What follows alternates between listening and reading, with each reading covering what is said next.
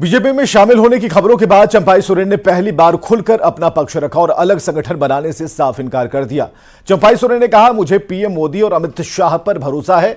मैं अपने बेटे के साथ बीजेपी में शामिल हो रहा हूं। इस वक्त की सबसे बड़ी खबर हम आपको बता रहे हैं। खुलकर चंपाई सोरेन ने कहा, अपना पक्ष रखा है, अलग संगठन बनाने से उन्होंने इनकार कर दिया। आपको याद होगा कि 3 ऑप्शन उन्होंने खुद के लिए रखे थे, जिसमें उन्होंने कहा था कि कोई अच्छा मित्र मिल जाए, उन्होंने कहा था कि राजनीति से संन्यास ले लेंगे और उन्होंने ये कहा था कि अपनी पार्टी बनाएंगे। तो शुरुआती 1-2 दिन में पहला ऑप्शन तो खत्म हो गया, लेकिन कल तक भी सुदेश महतो जब इसके बारे में कह रहे थे तो उन्होंने कहा कि यह फैसला चंपाई सोरेन को लेना है। 2 ऑप्शन उन्होंने रखे हैं। झारखंड प्रदेश का कुछ अलग ही परिस्थिति है। हम बड़ा मंथन करने के बाद देश का प्रधानमंत्री, माननीय प्रधानमंत्री का उनका ऊपर विश्वास किया, गृह मंत्री अमित शाह के ऊपर विश्वास हमारा बढ़ गया और भारतीय जनता पार्टी में शामिल होने का हमने निर्णय ले लिया। हम और हमारा लड़का जो बाबूलाल सोरेन, वो बाद में बताएंगे। तो झारखंड की सियासत में उथल पुथल। बीजेपी प्रदेश अध्यक्ष बाबूलाल मरांडी दिल्ली के लिए रवाना हो गए। इस उथल पुथल के बीच में गृह मंत्री अमित शाह से राजनीतिक हलचल पर भी बातचीत उनकी होने वाली है। झारखंड बीजेपी चुनाव सह प्रभारी हिमंत बिस्वा शर्मा भी दिल्ली में है और इस वक्त की बड़ी खबर हम आपको बता रहे हैं। इस हलचल के बीच एक बड़ी खबर, बीजेपी के झारखंड के प्रदेश अध्यक्ष बाबूलाल मरांडी दिल्ली के लिए रवाना हो गए हैं। गृह मंत्री अमित शाह से राजनीतिक हलचल पर उनकी बातचीत होनी है। झारखंड बीजेपी चुनाव सह प्रभारी हिमंत बिस्वा शर्मा भी दिल्ली में ही है।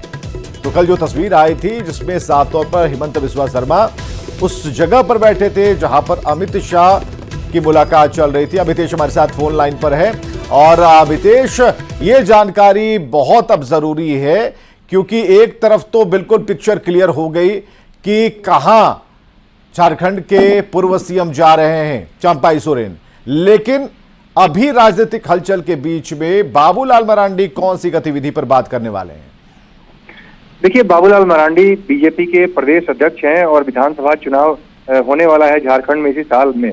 तो निश्चित रूप से प्रदेश अध्यक्ष को पार्टी आलाकमान विश्वास में लेना चाहता है और एक तरह से जो तमाम चीजें हुई हैं, जो डेवलपमेंट हुआ है, और इसमें कल रात अमित शाह से मुलाकात के बाद हिमंत बिस्वा शर्मा ने ट्वीट करके इस बारे में जानकारी दी कि 30 अगस्त को चंपाई सोरेन शामिल हो जाएंगे बीजेपी के अंदर। और आज चंपाई सोरेन ने भी साफ कर दिया है कि हम बीजेपी में शामिल हो रहे हैं। तो उस घटनाक्रम को देखते हुए बाबूलाल मरांडी का दिल्ली आना काफी महत्वपूर्ण है। जो सूत्र बता रहे हैं उसके मुताबिक बाबूलाल मरांडी पार्टी आलाकमान से मुलाकात करेंगे और पार्टी आलाकमान भी चाहता है कि बाबूलाल मरांडी को भी विश्वास में लेकर के आगे बढ़ाया जाए, क्योंकि ट्राइबल चेहरा है और बीजेपी ने उन्हीं को काफी आगे किया है। लोकसभा चुनाव के पहले ही उनको कमान मिली है और निश्चित रूप से बीजेपी चाहती है कि ट्राइबल के हमारे जो चेहरे हैं बाबूलाल मरांडी, उनको विश्वास में लेकर के तब दूसरे ट्राइबल नेताओं को भी साथ में रखा जाए, जिससे एक मजबूती मिले और एक बेहतर संदेश जाए। तो यही वजह है कि बाबूलाल मरांडी को भी दिल्ली बुलाया गया है और बाबूलाल मरांडी दिल्ली आ चुके हैं। आज इस बात की संभावना है कि आज उनकी मुलाकात हो सकती है बीजेपी के टॉप लीडरशिप से, क्योंकि अमित शाह दिल्ली में है गृह मंत्री, और हिमंत बिस्वा शर्मा जो कि चुनाव सह प्रभारी हैं, असम के मुख्यमंत्री हैं, वो भी दिल्ली में मौजूद हैं। चंपाई सोरेन भी अभी दिल्ली में मौजूद हैं। कल जाएंगे चंपाई सोरेन रांची। तो इस बीच में बाबूलाल मरांडी का दिल्ली आना काफी महत्वपूर्ण है। जी बहुत बहुत शुक्रिया अमितेश, तमाम जानकारियों के लिए। बहुत ही महत्वपूर्ण है बाबूलाल मरांडी का दिल्ली आना, अमित शाह से उनकी बातचीत होगी और जो ये बदलाव हो रहे हैं उस बदलाव के बारे में भी गहनता से बातचीत होगी।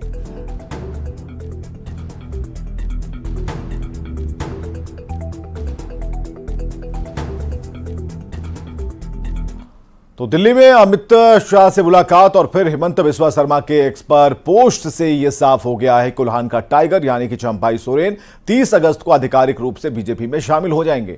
और इस एक घटनाक्रम से प्रदेश की सियासत पूरी तरह से एक नई दिशा की तरफ बढ़ गई है। झारखंड की सियासत में चंपाई सोरेन की इस नई पारी से किसे फायदा होगा, किसे नुकसान होगा, इसे लेकर भी चर्चाएं शुरू हो गई हैं।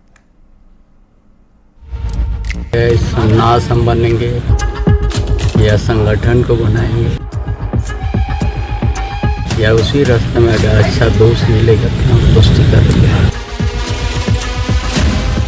चुनावी मुहाने पर खड़े झारखंड में उपजे सियासी उथल-पुथल ने प्रदेश की राजनीति में कई सवालों के जन्म के साथ एक नए तरह की चर्चाओं को तेज कर दिया है और इस चर्चा के केंद्र में है सूबे के पूर्व सीएम चंपाई सोरेन। और सवाल है कि कुल्हान टाइगर के हाथों में बीजेपी का कमल आने से जेएमएम को कितना नुकसान होगा और बीजेपी को कितना फायदा होगा। जेएमएम से राजनीति की शुरुआत करने वाले चंपाई सोरेन शिबू सोरेन के सबसे भरोसेमंद नेता माने जाते थे। यही वजह है कि हेमंत सोरेन के जेल जाने के बाद चंपाई सोरेन के हाथों में सत्ता की बागडोर सौंप दी। लेकिन अब परिस्थितियां बदल गई हैं। हेमंत सोरेन के जेल से आने के बाद जिस तरह से चंपाई सोरेन के हाथों से सत्ता की चाबी छीनी गई, उसने उनके स्वाभिमान को जब ठेस पहुंचाया तो कुल्हान के टाइगर ने बगावत के बिगुल बजा दिए। चुनाव से ठीक पहले तीर धनुष का साथ छोड़ प्रदेश में कमल खिलाने की ठान ली। लेकिन सवाल ये कि क्या चंपाई सोरेन बीजेपी के लिए हुक्म का इक्का साबित होंगे? चंपाई से बीजेपी को कितना फायदा? चुनाव में मजबूती मिलेगी? आदिवासी सेंटिमेंट का फायदा मिलेगा? वोट शेयर में इजाफा हो सकता है? कुल्हान में पार्टी मजबूत होगी? चंपाई सोरेन झारखंड की राजनीति में एक बड़ा नाम है, जिसका एक तरफ जहां बीजेपी को फायदा मिलेगा तो दूसरी तरफ जेएमएम को नुकसान की आशंका जताई जा रही है। जेएमएम को कितना नुकसान? बगावत से चुनाव पर असर पड़ेगा? आदिवासी सेंटिमेंट को झटका? आदिवासी वोट बैंक में बिखराव? कुल्हान में पार्टी को नुकसान? जेएमएम नेता और खुद पार्टी प्रमुख चंपाई सोरेन की इस ताकत को अच्छे से समझते हैं। यही वजह है कि बगावत की खबरों और बीजेपी नेताओं से मुलाकात के बाद भी जेएमएम शीर्ष नेतृत्व और खुद कल्पना सोरेन उन्हें अपना अभिभावक बताती रही। चंपाई सोरेन क्यों बीजेपी और जेएमएम के लिए इतने अहम है, इसे भी समझ लीजिए। चंपाई सोरेन की ताकत। झारखंड आंदोलन के लिए पढ़ाई छोड़ दी। आंदोलन से उन्हें एक नई पहचान मिली। 1991 में पहली बार सरायकेला से निर्दलीय विधायक बने। लगातार 6 बार सरायकेला से विधायक चुने गए। 2010 में बीजेपी जेएमएम सरकार में मंत्री बने। 2013 में जेएमएम कांग्रेस सरकार में मंत्री बने। हेमंत सरकार में भी मंत्री बने। 2 फरवरी से 3 जुलाई 2024 तक प्रदेश के सीएम रहे। कुल्हान में राजनीतिक जड़ें सबसे ज्यादा मजबूत। कुल्हान की कई विधानसभा सीटों पर सीधा प्रभाव। झारखंड की सियासत में उनकी हर चाल विरोधियों को चारों खाने चित कर देती है।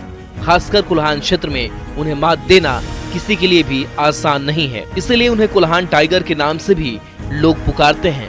ऐसे में देखना होगा कि चुनाव से ठीक पहले चंपाई सोरेन की इस सियासी चाल से किसे कितना फायदा और किसे कितना नुकसान होता है।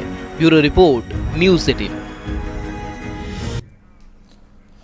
तो चंपाई सोरेन के अंदर बगावत के साग को उसी दिन हवा मिल गई थी जिस दिन उन्हें सीएम पद से हटाया गया था और वक्त के साथ ये छोटी सी चिंगारी देखते देखते बगावती आग में बदल गई।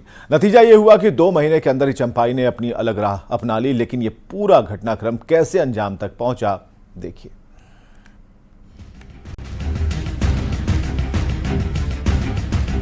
2 फरवरी 2024 जब चंपाई सोरेन ने सीएम पद की शपथ ली। मैं चंपाई सोरेन ईश्वर की शपथ लेता हूँ। 3 जुलाई 2024 चंपाई सोरेन ने सीएम पद से इस्तीफा दिया। असम के मुख्यमंत्री और झारखंड बीजेपी के सह प्रभारी हेमंत बिश्व शर्मा ने आधिकारिक रूप से चंपाई सोरेन के बीजेपी ज्वाइन करने की जानकारी दी। चंपाई सोरेन के बीजेपी में आधिकारिक रूप से शामिल होने की तारीख मुकर्रर की गई 30 अगस्त 2024। 2 फरवरी 2024 को जब चंपाई सोरेन के सिर पर मुख्यमंत्री का ताज पहनाया जा रहा था, तब किसी को अनुमान नहीं था कि वो एक दिन चंपाई सोरेन जेएमएम के लिए सत्ता के सिंहासन तक पहुंचने की राह में हेमंत सोरेन के सबसे बड़े विरोधी के रूप में खड़े नजर आएंगे।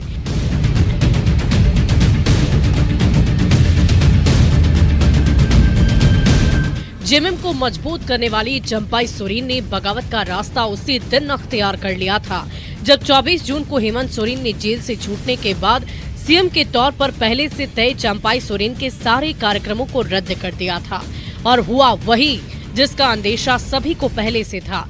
विधायकों ने बैठक में एक बार फिर हेमंत सोरेन को विधायक दल का नेता चुना और 3 जुलाई को चंपाई सोरेन को इस्तीफा देना पड़ा। 4 जुलाई को हेमंत सोरेन ने एक बार फिर सीएम पद की शपथ ली जिसमें चंपाई सोरेन को कैबिनेट मंत्री के रूप में शामिल किया गया। कहते हैं कि सीएम पद से इस्तीफा देना और फिर मंत्री पद की शपथ लेना, इन सारे घटनाक्रमों ने उनके स्वाभिमान को झकझोर कर रख दिया। राजनीतिक जानकार भी मानते हैं कि भले ही चंपाई सोरेन ने उस वक्त मंत्री पद की शपथ ली थी, मन ही मन उन्होंने अलग राह पर चलने की ठान भी ली थी। ऊपर से उनके मन में लगी बगावत की आग को बीजेपी ने अपने बयानों से हवा दे दी। बीजेपी ने सीएम पद से हटाने के लिए चंपाई सोरेन के स्वाभिमान से जोड़कर इसे उनका अपमान भी बताया। राजनीतिक अपमान की आग ने ऐसी धधक लगाई जिसने चंपाई सोरेन को आखिरकार अलग राह चलने पर मजबूर कर दिया।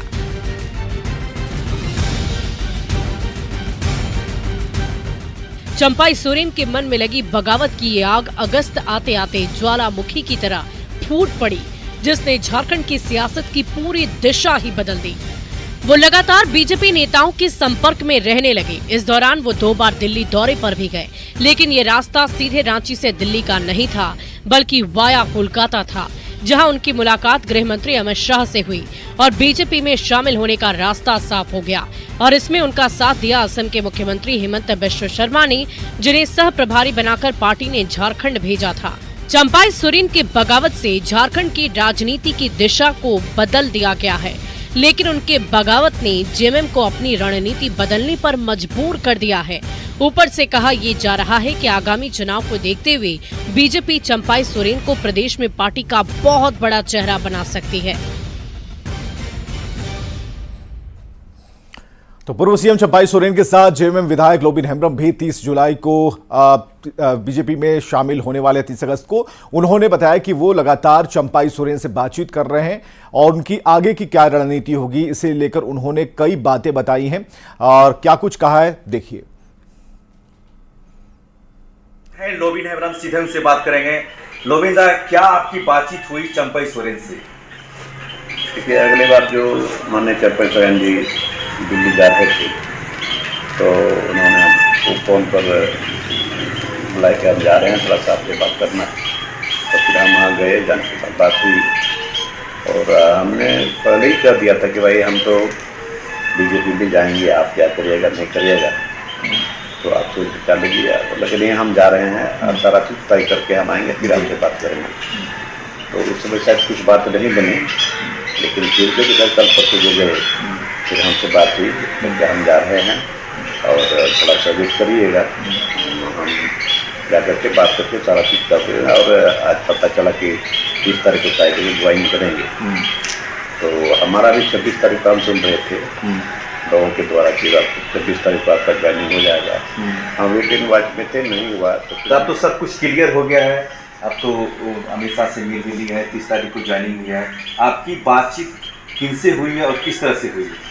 ये तो बातचीत तो फिर आप तो कल आएंगे ना। हाँ, कल आ रहे हैं। हमको लगता है कि अब हो सकता है दोनों का 30 तारीख को ही हो जाए। तो आने के बाद चंपाई सोरेन से बात हुई आपकी? हाँ, बात तो हुई है। तो कल आ रहे हैं, दिल्ली से लौट रहे हैं रांची में? कल दिल्ली से आ रहे हैं, फिर बात हुई। तो 30 तारीख को आप बीजेपी का दामन थामेंगे? हाँ, अगर उनका लगता है हमारा दोनों आदमी का होगा, साथ होगा। तो कितना मजबूती दे पाएंगे आप संथाल में जब बीजेपी में शामिल होंगे? देखिए, पहले तो शामिल हो जाए, इसके बाद तो आप देख भी करिएगा। मजबूती तो मिलना ही मिलना है, उसमें कोई सच्ची बात नहीं। मैंने जेएमएम को अब करारी शिकस्त देंगे? जेएमएम में अब धीरे धीरे ये उठते चले जा रहा है और विश्वास का उम्मीद था लोगों का भी पानी पी गया, क्योंकि इन्होंने जो पब्लिक के बीच में वादा किया था कि हम ये करेंगे वो करेंगे, करने का तो बहुत बार बोला था। तो ये थे हमारे साथ लोबिन हेम्ब्रम। 30 अगस्त का इंतजार रहेगा सबको। पूर्व मुख्यमंत्री चंपाई सोरेन के साथ पूर्व विधायक लोबिन हेम्ब्रम भी बीजेपी का दामन थामे हैं।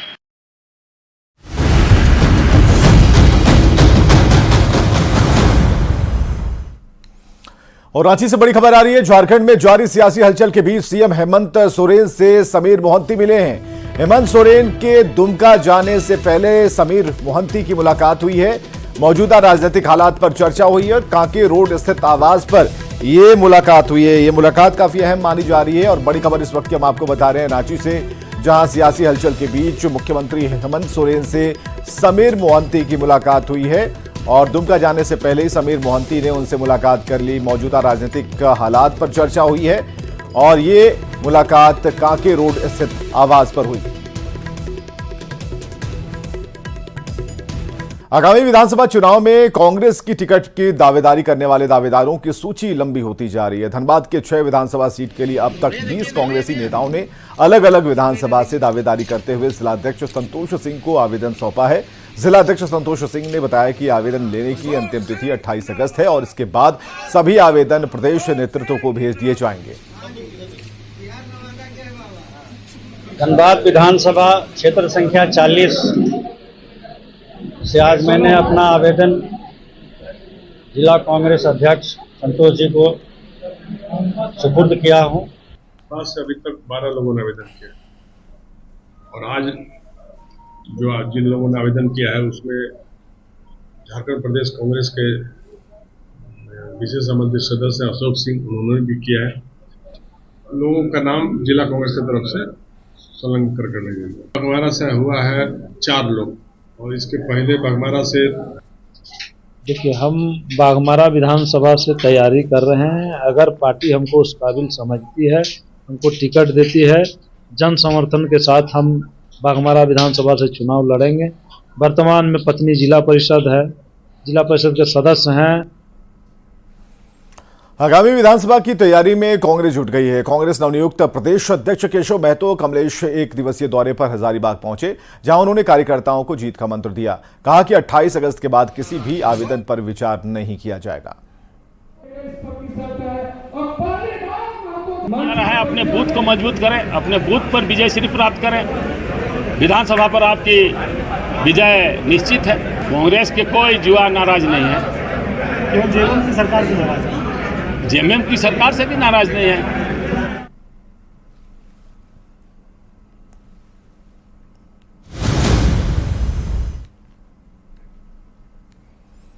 और धनबाद से बड़ी खबर है। पैसे के लेन देन मामले में सीबीआई का एक्शन तेज हो चला है। डॉक्टर समेत सभी आरोपियों की आज कोर्ट में पेशी होगी। सभी आरोपियों को लेकर सदर अस्पताल सीबीआई पहुंच चुकी है। मेडिकल जांच के बाद इन्हें कोर्ट में पेश किया जाएगा। पेशी के बाद रिमांड पर ले जाया जाएगा। धनबाद से बाहर कल सीबीआई ने 5 जगह पर छापेमारी की थी। करीब 10 घंटे तक चली सीबीआई की जांच और पटना से इनकम टैक्स अधिकारी संतोष कुमार को रिश्वत लेते हुए सीबीआई ने गिरफ्तार किया था। तो सीबीआई ने एक्शन लिया है। धनबाद से इस वक्त की बड़ी खबर हम आपको बता रहे हैं और इस पूरे मामले में अब तक का जो अपडेट है कि सभी आरोपियों को लेकर सदर अस्पताल पहुंची है सीबीआई।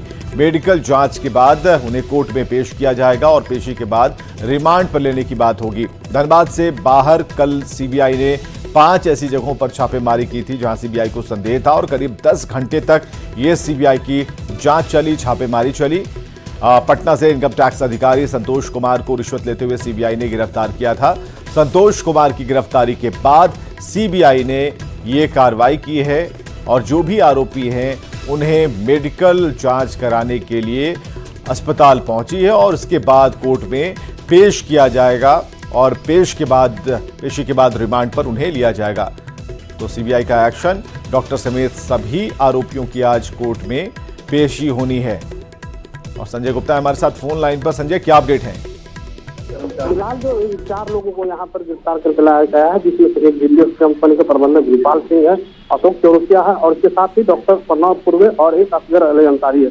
इन चारों से ही जो है इनकम टैक्स अधिकारी जो रिश्वत लेते हुए पकड़े गए थे, उसी मामले में तार जुड़ी थी। जिसके बाद कल जो है तो सोमवार को देर रात तक छापेमारी हुई। छापेमारी के दौरान 4:26 पर गोपाल सिंह के आवास से सीबीआई की टीम निकली थी। बताया जा रहा था कि वो पटना जा रहे हैं, लेकिन और जो लोग थे उनकी भी तलाश पूछताछ के दौरान सामने आए थे और उनके घरों में जाकर पूछताछ कर अभी जो है तो उन चारों को सदर अस्पताल लाया गया। इसके बाद कोर्ट में पेशी करने की बात की जा रही है, जहां तक परिस्थिति ट्रांजिट के लिए मान लिया जाएगा। उसके बाद इन लोगों को लेकर पटना के लिए रवाना है। फिलहाल इस मामले में और कितने लोग सामने आते हैं इसका इंतजार करना होगा, लेकिन सीबीआई के रडार पे अन्य भी कई लोग हो सकते हैं। और क्योंकि कल 5 जगहों पे छापामारी हुई थी, जिसमें से एक इनकम टैक्स का कार्यालय धनबाद भी था, तो ये पूरा मामला जो है इनकम टैक्स के जो अधिकारी रिश्वत लेते हुए पकड़े गए थे उससे जुड़ा हुआ है। और सीबीआई की टीम यहाँ लगातार जो दबिश है, अभी फिलहाल 4 लोगों को सदर अस्पताल में स्वास्थ्य जांच के लिए लाए हैं और उसके बाद कोर्ट में पेशी करेंगे। बहुत बहुत शुक्रिया संजय तमाम जानकारी के लिए। कुल 4 ऐसे आरोपी हैं जिन्हें मेडिकल जांच के लिए सदर अस्पताल लाया गया है और सीबीआई लगातार एक्शन में है। हजारीबाग से बड़ी खबर है, झारखंड का अलकायदा कनेक्शन सामने आया है। डॉक्टर इश्तियाक को लेकर हजारीबाग में भी कार्रवाई की गई है। आइडियल पैथोलॉजी के अल्ट्रासाउंड यूनिट को सील कर दिया गया है और इश्तियाक के नाम पर ही ये रजिस्टर्ड था अल्ट्रासाउंड यूनिट। एटीएस की टीम ने पिछले दिनों इश्तियाक को रांची से गिरफ्तार किया था और दिल्ली स्पेशल सेल की यूनिट इस पूरे मामले की जांच कर रही है। जो बड़ी खबर है इस वक्त की, उसमें आइडियल पैथोलॉजी के अल्ट्रासाउंड यूनिट को सील कर दिया गया है जो इश्तियाक के नाम पर रजिस्टर्ड था। एटीएस की टीम पिछले दिनों इश्तियाक को रांची से गिरफ्तार की थी और दिल्ली स्पेशल सेल की यूनिट इस पूरे मामले की जांच कर रही है।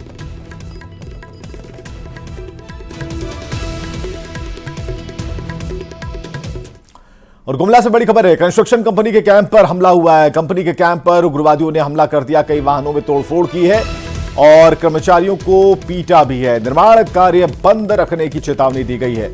बसिया सिसई सड़क पर यह निर्माण काम चल रहा था जिसे रोक दिया गया है। बसिया के पुख्ता गांव के पास ये कैंप है।